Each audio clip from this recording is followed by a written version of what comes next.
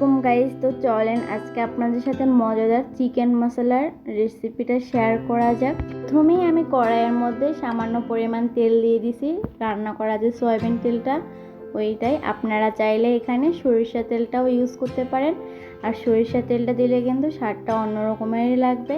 আর আমি এখানে ইউজ করিনি কারণ আমার ঘরে অনেকেই পছন্দ করে না, সেজন্য।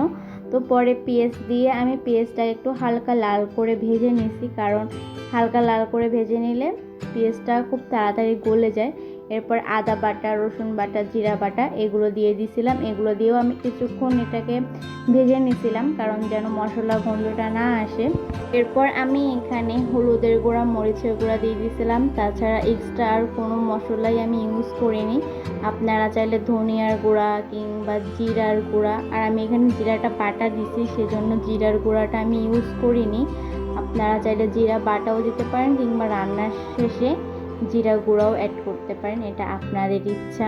আর আপনারা চাইলে এখানে আলুও ব্যবহার করতে পারেন, কারণ অনেকেই আলু দিতে চায় না, আর আমারও ওরকম আলুটা দেওয়ার ইচ্ছা ছিল না, তাই আমি আলুটাও ইউজ করিনি।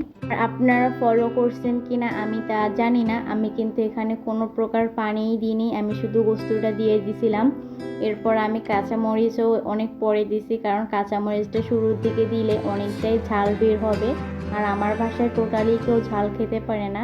তাছাড়া আমি এখানে কোনো প্রকার পানি ছাড়াই গোস্তটাকে শুরুতে তেলের উপরে কষিয়ে নিচ্ছিলাম, কারণ এরকমভাবে কষিয়ে গোস্ত রান্না করলে অনেকটাই মজা লাগে। আর আমি কিন্তু কখনোই গোস্ত ভাজি না, আর গোস্তের মধ্যে যে পানিটুকু বের হয় ওই পানি দিয়ে আমি সবসময় গোস্তটাকে কষিয়ে রান্না করি। আপনারাও চাইলে এরকমভাবে রান্না করতে পারেন, অনেক মজা হবে। আর আমার রান্নাটা কিন্তু 1 ঘন্টার মধ্যেই হয়ে গেছে। আপনারা চাইলে বাসায় বানিয়ে ট্রাই করে দেখতে পারেন। তো আমার ভিডিওটা কেমন লাগলো কমেন্ট করে জানিয়ে দেবেন। আল্লাহ হাফেজ।